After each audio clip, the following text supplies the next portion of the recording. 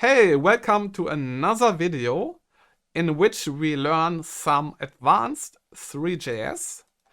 We will learn how to render images and videos as beautiful particles. Yeah, this is what you see here. And I think this looks pretty cool. You also see we have some mouse interaction here. And what will be our tech stack? We will be using Three.js, which is an abstraction on top of WebGL. And then also we will write some GLSL, which is a C-like shader language. So yeah, we will write our own custom shaders for efficient rendering, which also gives us a lot of control. Yeah, so we are able to customize things and create a unique experience. And then, of course, we use TypeScript. So, what will we learn?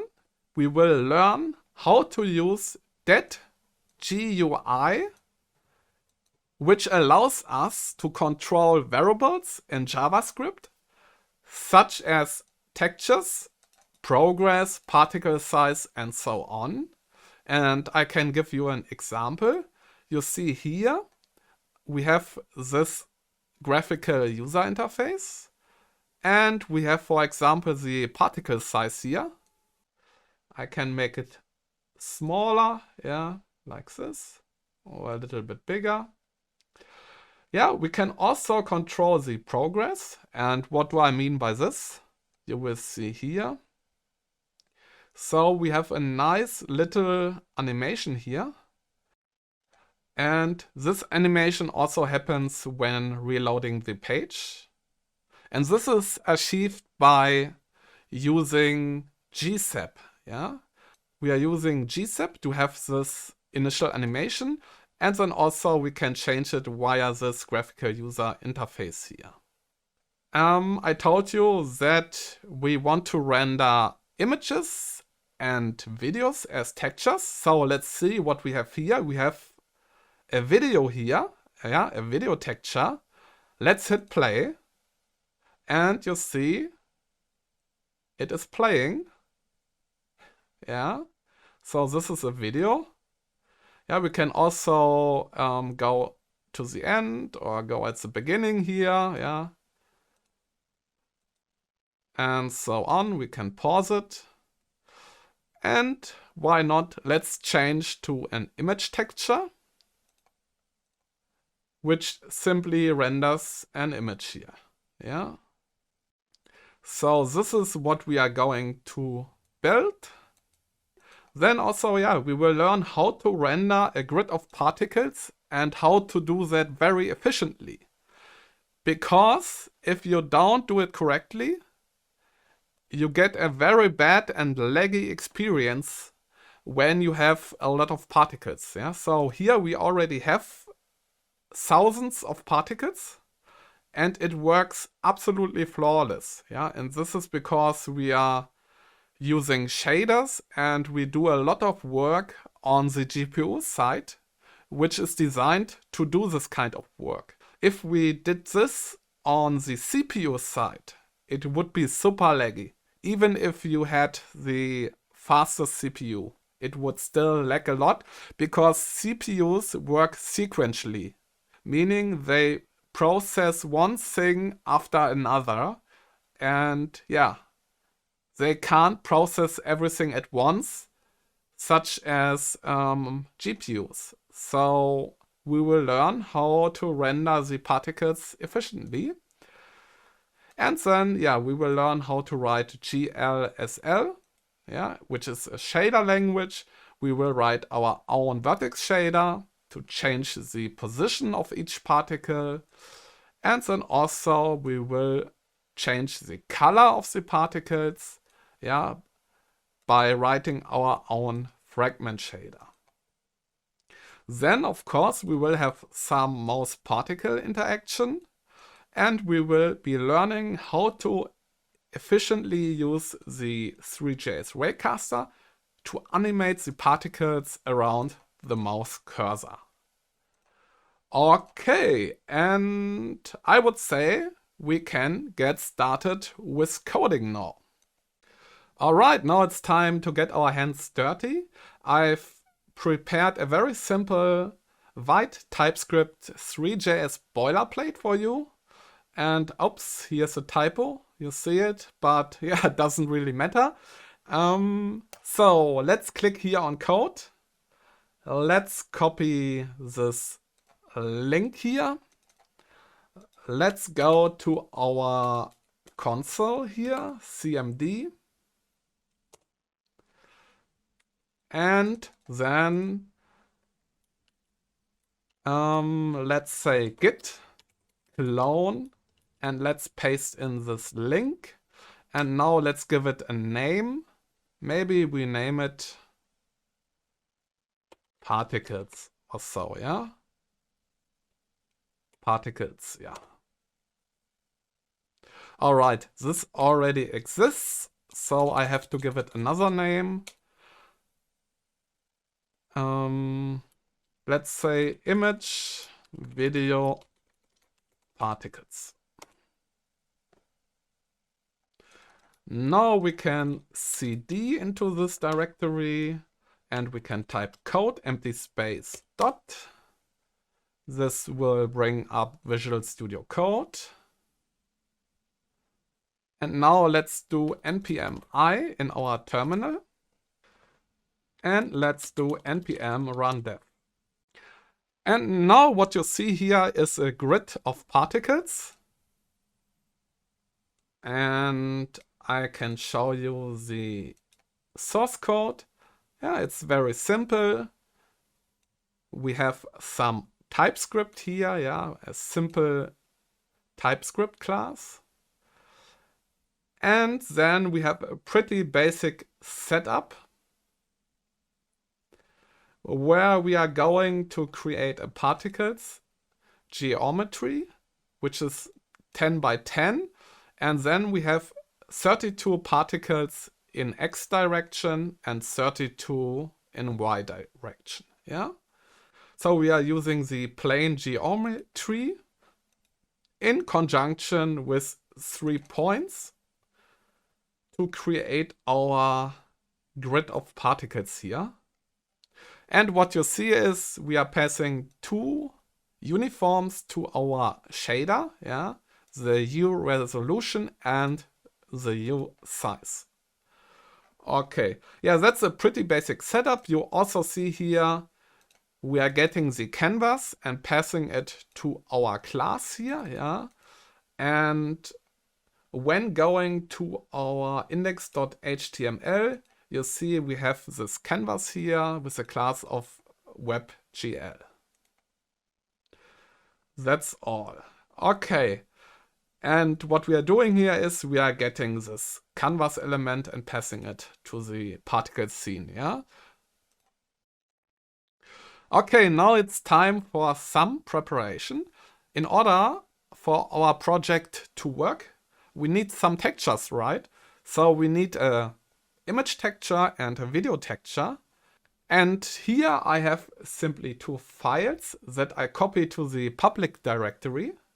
And here I have named them picture-1.png and video-1.mp4. Now, in order for us to render a video texture, we need to modify our HTML a bit, yeah?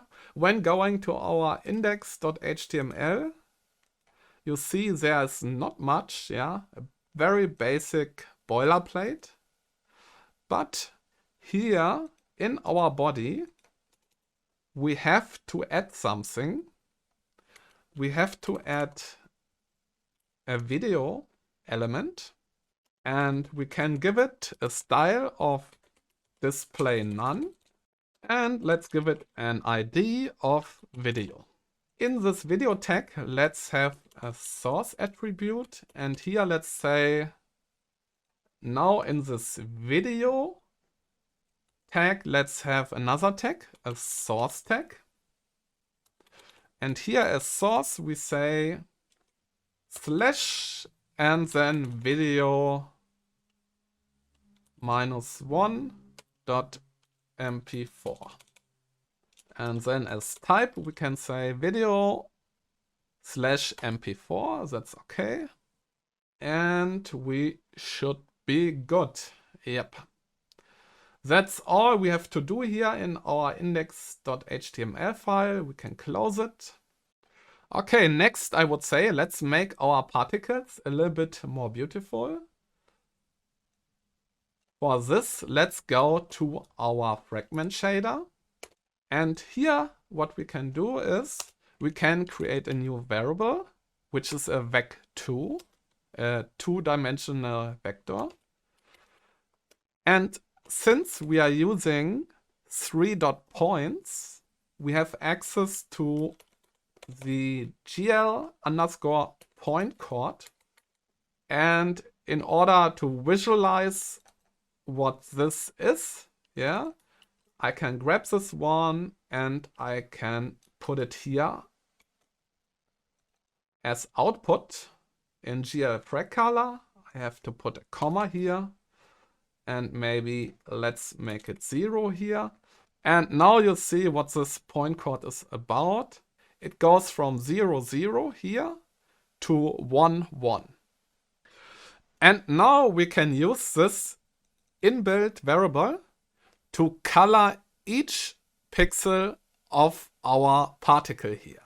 Yeah, this is what we want to do. And we want to render round circular particles.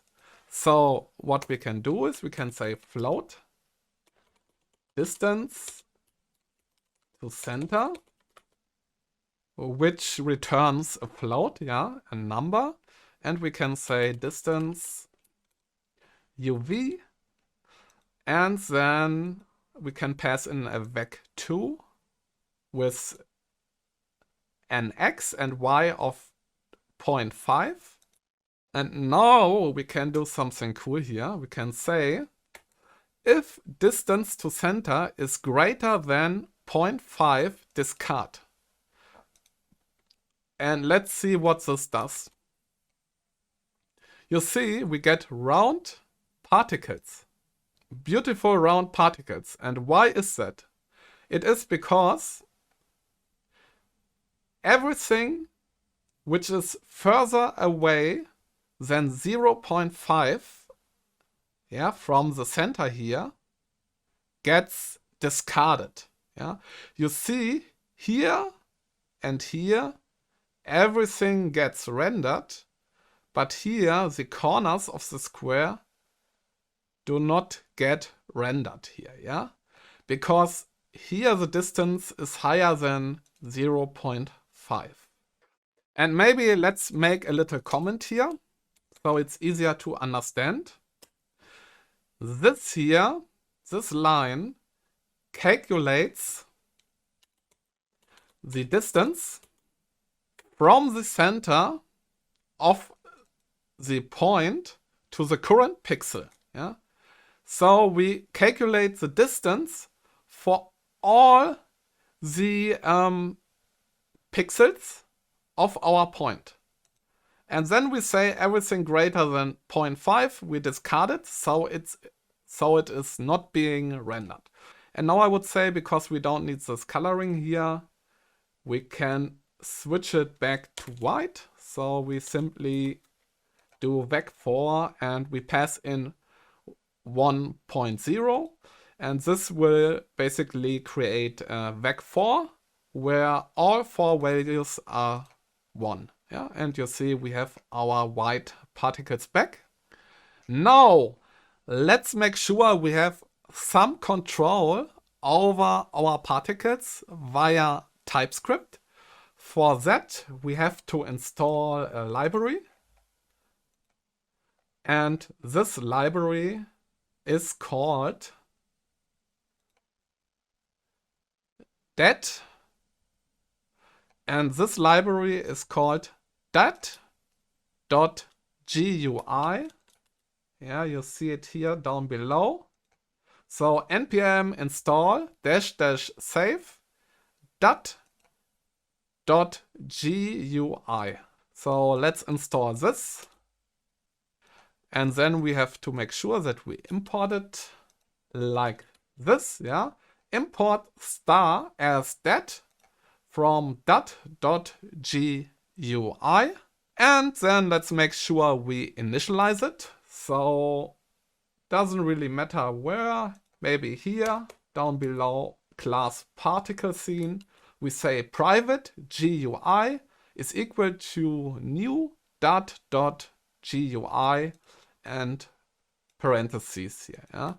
So we already have initialized this, so we can use it in our code. In order to use this library, let's create another function. Or I should say method, because we are in a class. So let's say private set up GUI like this. And since we have initialized GUI, we can say this.GUI. And now we say this particles material uniforms use size. And let me change the view a bit. Let's enable word wrap. So what you see here is we already have this uniform here. Yeah, use size. By default, it's 0.2. And we can change this uniform by accessing our uniforms in our particle material. And yeah, we want to change the value. We want to be able to start at 0 and have 1 as max value, for example. And we go in small steps here, yeah. 0.01, and we name it size. That's all we are doing here. Now let's grab this method and let's put it here in our constructor below this window.add event listener, like so. And what you see here now is we have this graphical user interface, and we should be able to change the size of the particles. And this already works nicely. And this is possible, again, because in our fragment shader, not in our fragment shader, in our vertex shader, we receive the useSize uniform. We send this uniform to the GPU. And here we take this uniform and multiply it by uResolution.y. And then here we do some further calculations based on the view position. And this results in this kind of rendering here. Okay, now it's time to create a nice initial animation. As you can see here, when reloading the page, you see we have a nice animation here, which we can also show when changing here the stepper.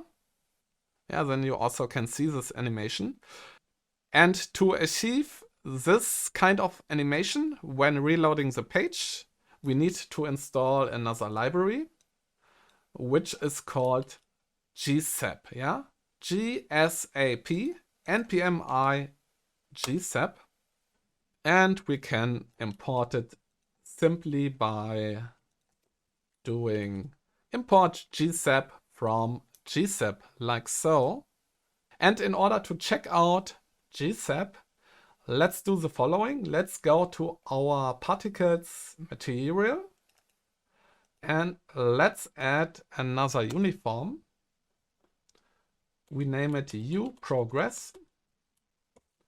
And by default, it has a value of 1. And now let's create another method. Private async decrease progress maybe. And I have a typo here, async. And what we do here is we say await GSAP 2.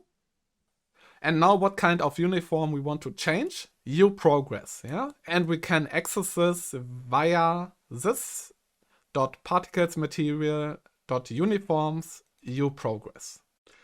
And then we have to say comma, and we have to provide an object.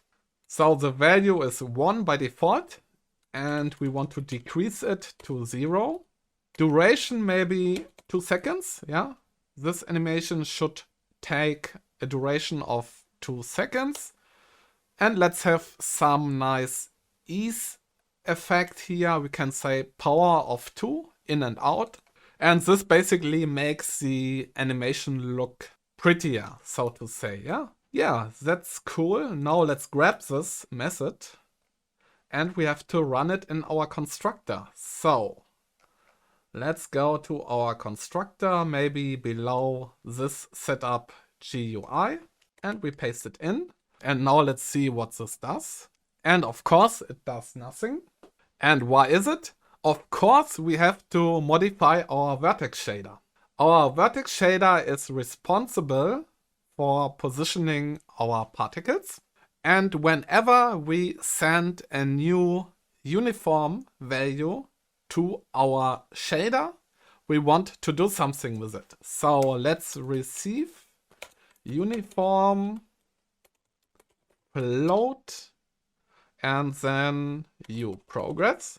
Now we can use this position here. We can first of all, let's say vec3 pos is equal to position here, because we cannot directly modify this attribute. By default, we have access to this position attribute of each vertex, because we are using a plane geometry.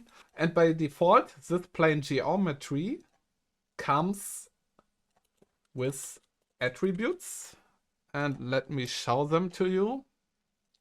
You see, we have normal and we have position. And we have also the UVs.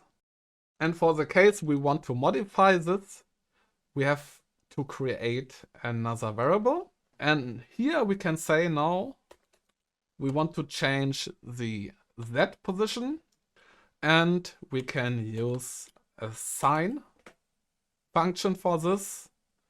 And let's put in progress here, like so.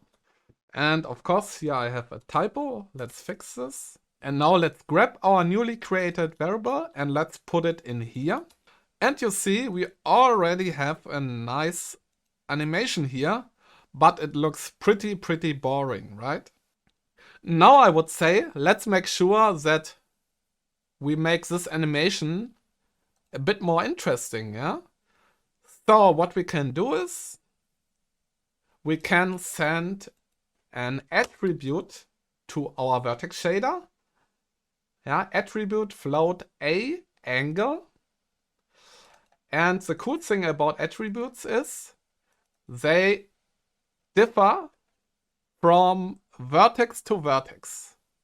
Yeah, so every vertex, meaning every particle, can have a different attribute. While uniforms are uniform for all pixels and particles, so to speak, yeah?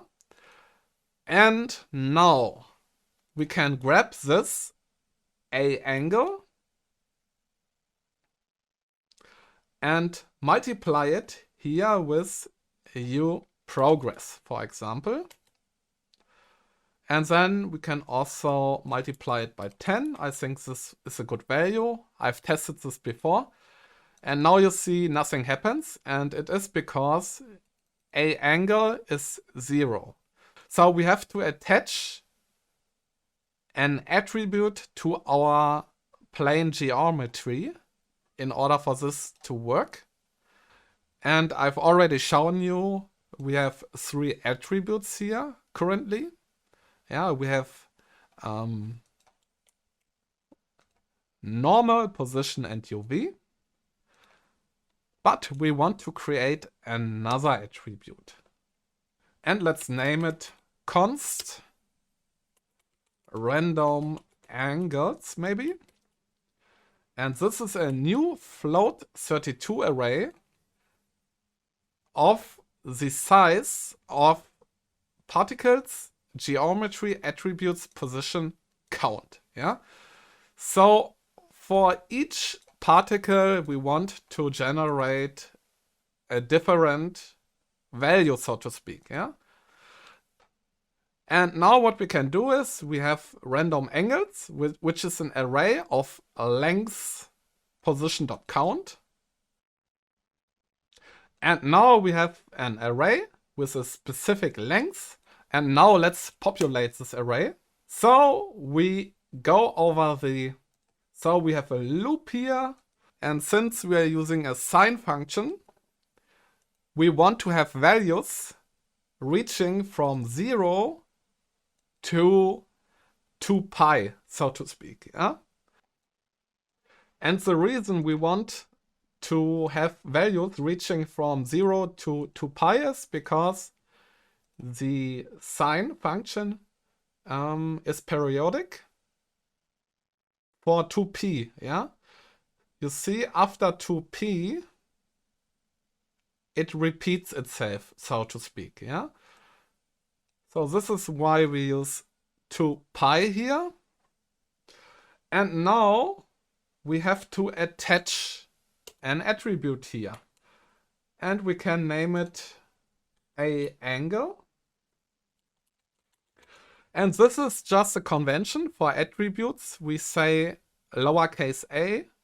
And yeah, for uniforms, we say lowercase u, so to speak. Okay, and we can attach it, yeah, a buffer attribute. We can attach this one to our particles geometry, yeah. And now, what you see is we have an interesting animation. And why is that? Because every vertex, meaning every particle, has a different angle. And by multiplying this angle, which differs for every particle, yeah, we get different positions for each particle, so to speak. Yeah? Okay, nice. And now when the page reloads, we have this nice animation. But we should also make sure that we can control this via GUI, yeah, graphical user interface. So let's go to setup GUI, and here we can simply say this.gui, and then we say add. We want to add uProgress, yeah, which is similar to this above here, but here we want to change a different uniform. And again, uniform because it is uniform for all vertices, so to speak. And here we use a uniform because this shall be uniform for all vertices. And then again, we can have some kind of stepper here, yeah, which is fine. And let's see whether we are able to control it. And by the looks of it, we are able to control this. Beautiful. Okay. At the moment, we have these white particles. They are pretty boring. So let's make sure that we actually render textures on them. So yeah, let's get started with this.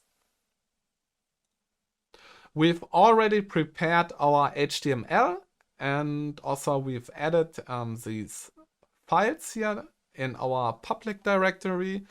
This should be all good. Now let's create another property here in our class. Texture loader. Private texture loader is of type 3.textureLoader. And now let's create another method. Maybe below setup GUI. Private load texture, which takes in an URL of type string. And it returns a promise, yeah, of type 3 texture. This should make sense. Now in here, let's say this dot texture loader, and we say new 3 texture loader here. And actually, I think we don't need to do it like this. Let's delete this. We can straight initialize it here. Yeah, I think this should also work. So we don't need to do it here. And here we say return new promise. And in this promise here, we have a callback function.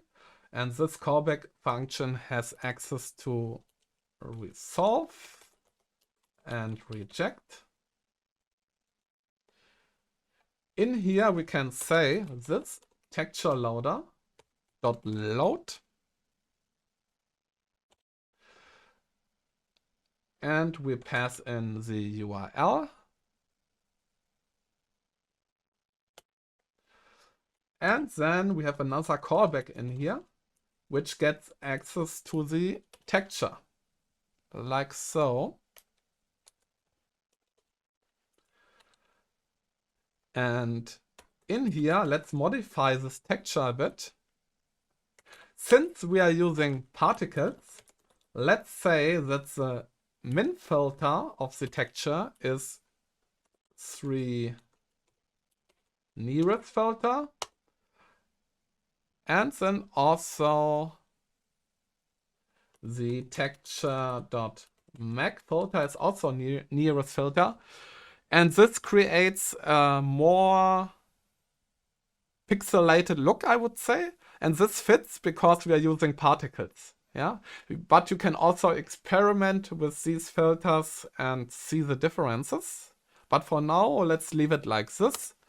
And then we can say texture format is 3 RGBA. Yeah, red, green, blue. And we have the alpha. And then we can say resolve texture. Yeah, so we return basically the texture. And then we can say comma, undefined, and then we get access to another callback where we can reject and we pass an error. Yeah, this is for error handling. In case something went wrong, we get the error. Otherwise, we get the texture. All right. And now let's grab a load texture and let's put it underneath decrease process. Okay, and now let's go to our setup GUI method. And here down below progress, let's say this GUI add. And then we say parentheses, curly brackets, texture, colon, video. After these curly brackets, let's say comma. And then let's say texture, double quote, texture. Then comma, square brackets, texture, video, comma, image. And everything in double quotes. What this line of code does is the following. You see we have a new texture section here. By default, we have video here. Yeah. And then here as options for this select menu here, we have video and image here. Yeah, video and image. Now we can give it a name. We can name it texture. And now, whenever this changes, meaning when we select video or image, we want to do something. So here we need an onChange event listener. In here, we have access to another callback function, and we make it async. And in here, we get access to a value. Then let's have an arrow and curly brackets. Now, what will this value be? This depends. It will be either video or image. Yeah. So what we do is if value is triple equal to image, what do we want to do then? Then let's have try and catch here, because we have a promise, and that can be either successful, meaning resolved, or it can be rejected, meaning there's an error. So we want to catch this error.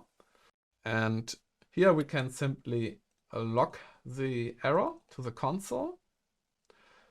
And for the case it has been successful, we have a texture by using await this load texture, and we pass in the path to our image here, and it is picture. Oops, what is it? Yeah, this is of course incorrect. The path must be slash and then picture -1.png, like so. And now we can take this variable texture and we can assign it to uTexture, yeah, to the uniform of our particles material. And now for the case that it is not image, yeah, then it is video. This is the other possibility. So what we say here is else. And then we grab this here and we say uTexture.values equal to this .video texture. And currently we don't have this, so we need to make sure that we work on this. Okay, so how do we create a video texture? First of all, let's go up here in our class and let's say private video texture, which is of type 3 video texture, like so. Awesome. Now let's create another method, private setup video, maybe something like this. Since we have prepared our HTML, let's get the video element by using document.getElementById. And since we have given it an ID of video, we can grab it, yeah, by using getElementById. And now what we can do is this .video texture is equal to new 3 video texture, and we pass in our video element. Then of course we also want to have the nearest filter here, because we are working with particles. And also here Mac filter should also be nearest. Yeah, the video texture format is 3RGBA, which is correct. And then we can actually update our uniform here. Yeah. Now let's grab setup video and let's put it in our constructor. So down below decrease progress. Let's call this method. And something went wrong here. We got an error. What's happening here? Okay, I know why. We need to make sure that we initialize this uniform properly. So in our shader material here, let's say uTexture, and by default it is null. Yeah. Okay. And currently we still see our white particles. So let's change this. What we need to do now is we need to go to our fragment shader. Yeah, our fragment shader is responsible for coloring our pixels. So since we have created an uniform, we can say uniform sampler 2D, and then we named it uTexture. And then we simply can create a color, yeah, which is a vec4 RGBA. We pass in uTexture, but now we don't want to use this here, yeah, this kind of UV, which is a point coordinate. If we do this, I can show it to you what happens then. Look what happens. You see, each particle has now our image here, yeah? So this is what we don't want to do. Instead, the whole grid should represent our image. So we need to access a variant called VUV, yeah? And this is a vec2. And we can take this VUV and we can pass it in here. And we don't see anything because currently we don't have initialized this variant. We need to do this in the vertex shader. And yeah, all right. So what we can do now is we can go to our vertex shader. We can initialize it, varying vec2 VUV. And by default, because we are using a plane geometry, we can send this VUV to our fragment shader. And look what we get now. We finally get our video texture here, yeah? And also our image, which is here. Currently, this doesn't look really nice because we only have a very few particles. So let's increase the number of particles here in our plane geometry. Let's say 128 times 128.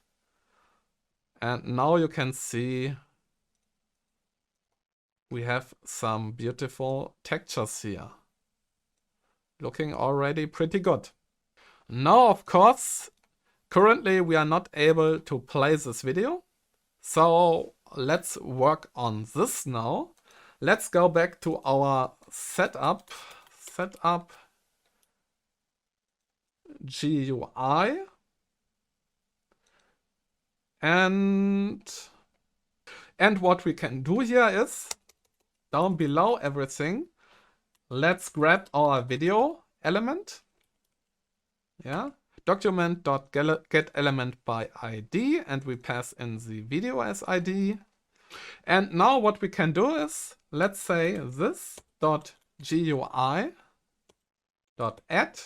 And what we want to do is we want to play the video element, yeah, which is a HTML video element. And we can name this, yeah, play video, why not? And let's also make sure we can pause the video.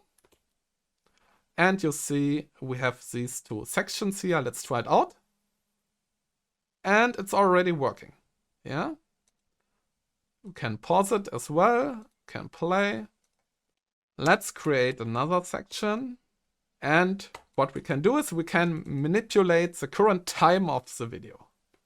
Yeah, from 0 to video duration in small steps, 0.01. Let's check it out. And you can see here we can jump to a specific point of time in the video. Yeah, beautiful. Now it's time for some mouse particle interaction. So let's get started with this. So in order to have some mouse particle interaction, first of all, we need a mouse move event listener. So let's create private on mouse move. This function gets access to the event of type mouse event. And then what we can do in here is we can do the following. Let's say const mouse is equal to, and here we say new 3 vector 2. And this is important now, what we pass in here, yeah? So we take the client x and divide it by this sizes.width, and then we multiply it by 2, and then we subtract 1. And why do we do that? Yeah. Let's log it to the console, and you will see why we do this. This is a pretty standard way. You always do it like this. First of all, yeah, what we can do is I grab this and let's go up here to our constructor. And where is it? Here below this window at event listener, we can add our mouse move event listener. Now let's see what gets printed to the console. And now what you see is we have x and y values reaching from -1 to 1. Yeah, that's all we have here. And we need this kind of format for the Three.js Raycaster. Yeah, so it is important that they are in this space, so to say, yeah, reaching from -1 to 1 for x and y. So this is what we need in order to get the Three.js Raycaster working. Yeah, so why do we need a Raycaster? Actually, we are facing a problem when directly using these coordinates in 3D space. And why is that? Because these coordinates do not have any meaning in our 3D scene, yeah? So we cannot use them directly. And in order to know where our mouse cursor is in our 3D scene, we need to use a Raycaster. And this Raycaster calculates the intersection of a ray with objects in our scene. And in our case, we don't want to directly calculate the intersection with particles, but with an invisible plane of the same size and position like our points grid. And we do this for performance reason, and I will explain it a bit more in detail as we go.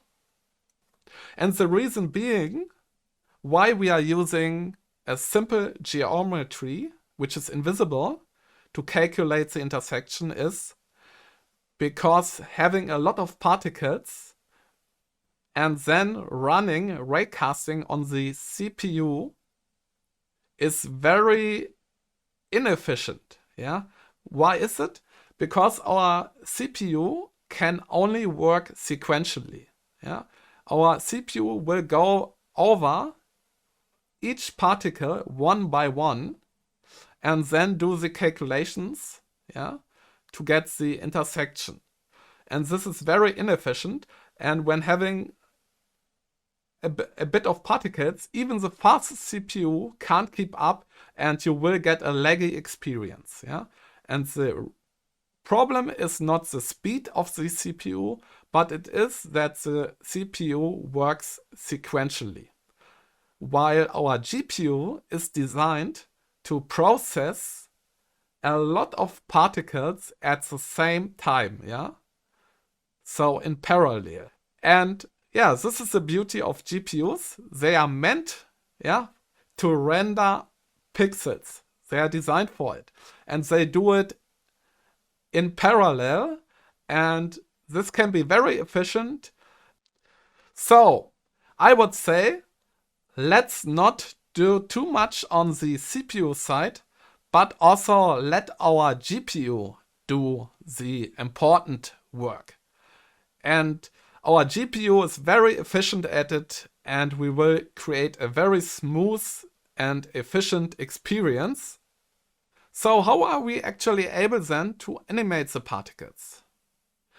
Because we need to get the particles that are near our mouse cursor. Yeah.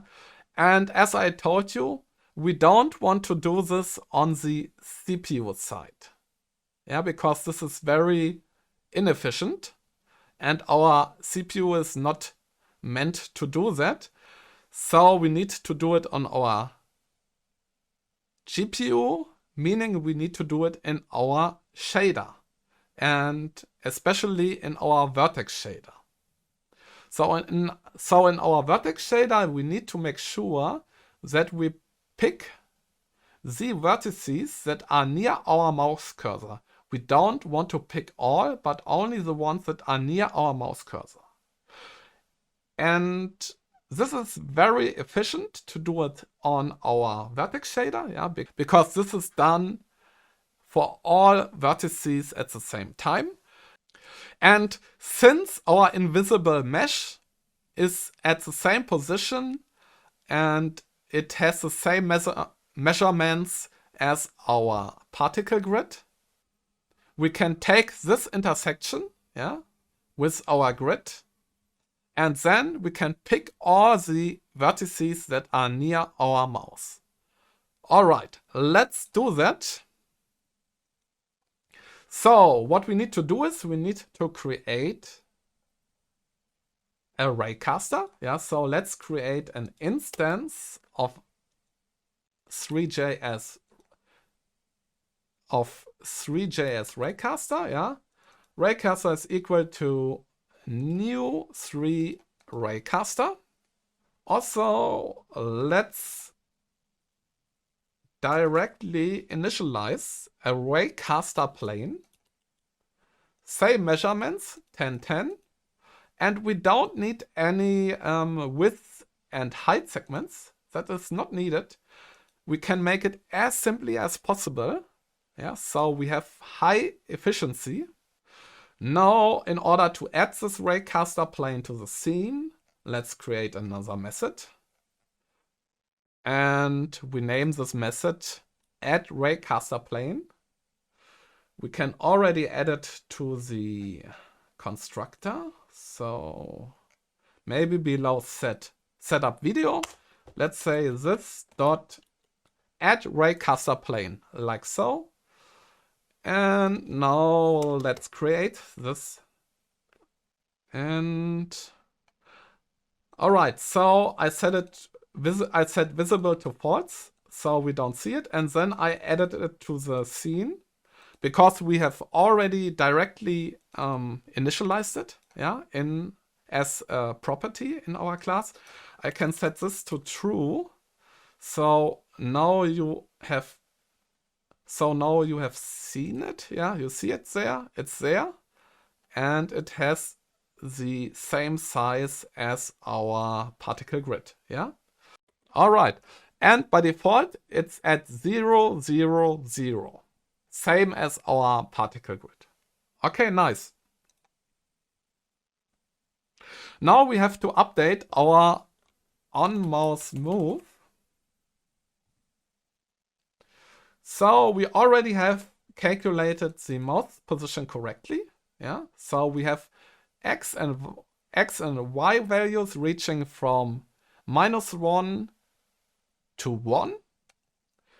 And this is what our Raycaster expects. So here we have to say this Raycaster, and then we have to say set from camera. We have to pass in our mouse coordinates, and this must be a vector 2. And then also our camera.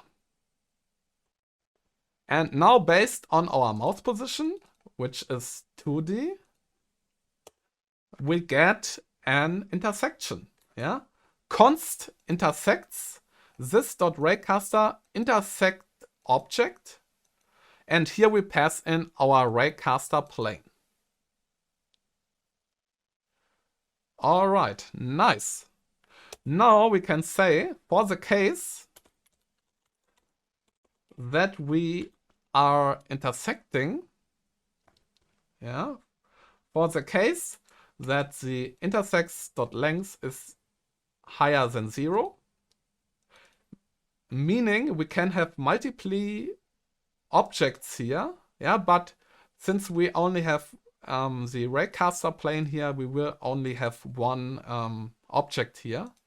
But it is also possible to have intersection with the children of this 3D object and so on. Yeah, this is possible.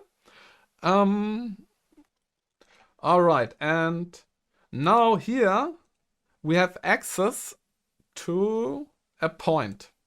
Yeah, and I can do it like this. Oops. Let's name it point. And maybe let's do console.log. Yeah. And what you see is when moving the mouse cursor outside of our grid, nothing happens. But when reaching the grid, we get some coordinates. Yeah. And these are in 3D. That's the important thing. So now we are able to work with these coordinates in our shader. Yeah. In our 3D scene, we are able to work in there. What we need to do next is we need to create another uniform. EU mouse. And we make it a vector 3 as well. Yeah. Now in here we can make sure that we update our EU mouse uniform. Make sure to say dot value and then equal dot. And now we are ready to work on our vertex shader. Here we can receive our uniform vec3 your mouse. What we can do here is we can create vec3 distance to mouse vector, which is pos minus your mouse, and I need to put it below this pos variable, of course. So what does this represent now? This represents a 3-dimensional vector, which actually shows the distance of each pixel to the mouse cursor, and also the direction. Yeah, these two informations are basically encoded in this 3-dimensional vector, so to speak. And now we can calculate the distance. Yeah, this is a vec3 and this is a float. The distance, and here we can use the inbuilt GLSL function length, and this calculates basically the length of the vector. Now what we want to do is we want to calculate some kind of strength. Yeah? We want to animate our particles. We want to displace them, and we want to displace them by using our distance to mouse. So what we can do is we can say 1.0 and we can divide it by distance. So what does this do?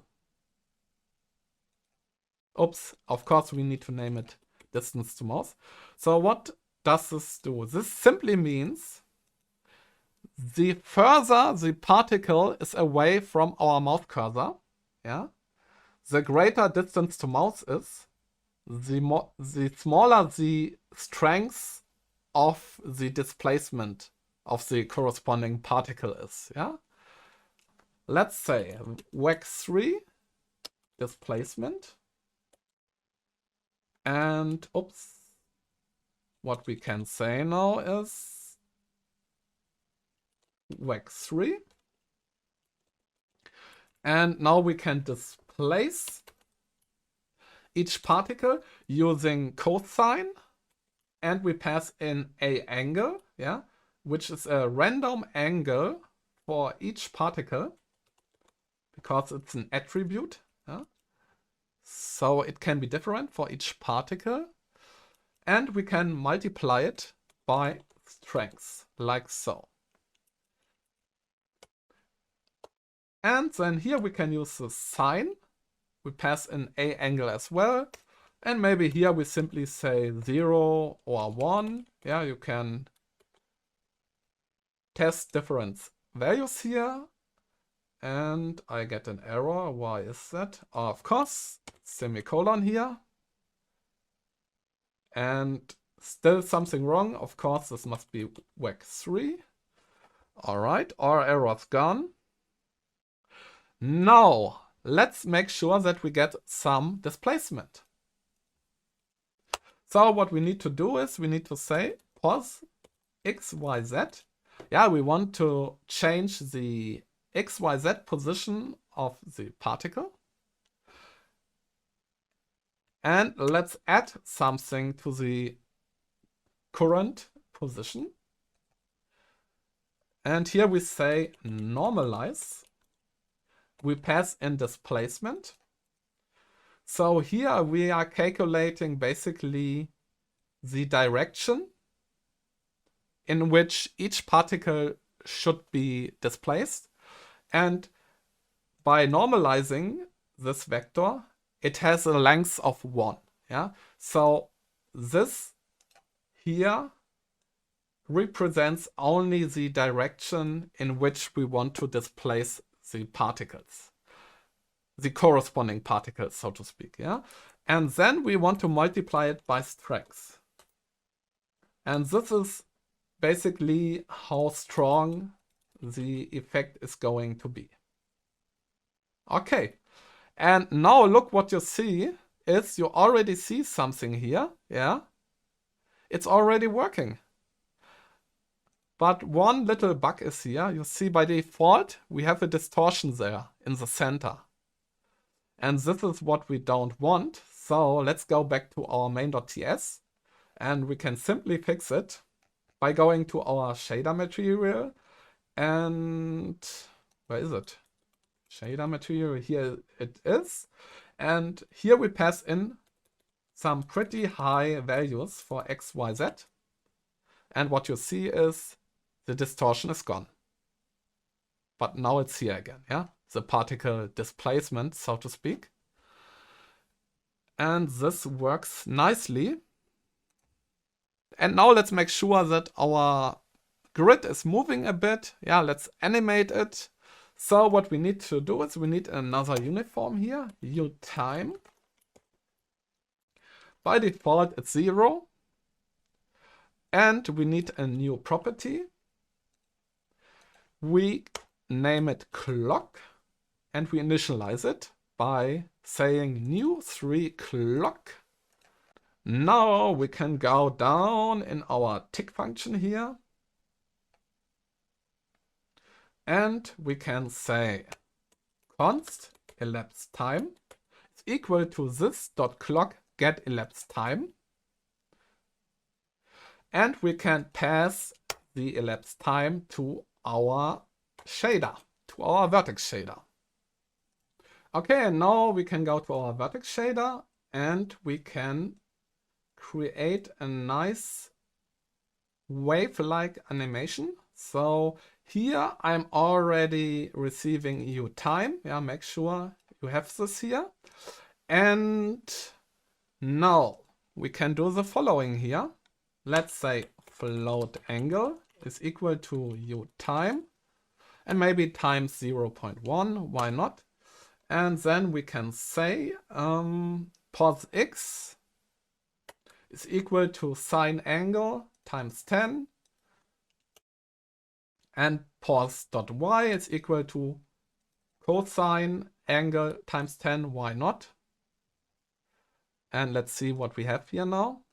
So what you are seeing here now is that we are moving all particles uniformly, and this is what we don't want. Yeah, we want to move each particle differently. Yeah, and we want to move each particle based on pos y here in the first case. So let's say pos.y plus angle, and down below let's say pos x plus angle, like so. And now you see we have a nice pattern here, but it's actually way too strong. Okay, so let's say times 0.1 times 0.1. Okay, and now you see we have some kind of wavy shape, but it's moving really slowly. So let's get rid of 0.1. Let's see. So let's in here, let's multiply this by 0.1 and 0.1. And maybe here times 0.5 times 0.5. Okay. Not really happy with this. Maybe still too much. Yeah, let's say 0.1 was already good. And maybe here, let's get rid of 0.1. Let's see. Now it moves faster.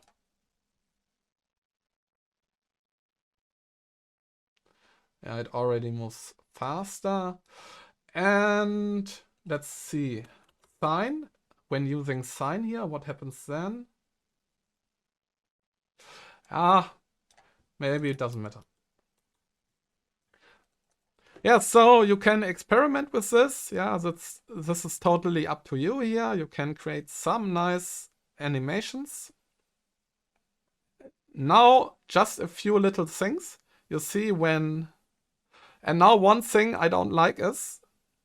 Yeah, this works beautiful. And now let's fix one thing. And that is, when we are here on the mesh, everything is fine. But when we are leaving it, you see this here, yeah? I'm outside the mesh, but we still have the displacement here. So let's fix this. Let's go back to our main. And here we can say, for the case that we are not intersecting anything, but we are moving the mouse, yeah, on mouse move is triggered, we set the uMouse to these values here, yeah, 999 3 times for X, Y, and Z. And this fixes this issue. But of course, now nothing is working because I need to put it in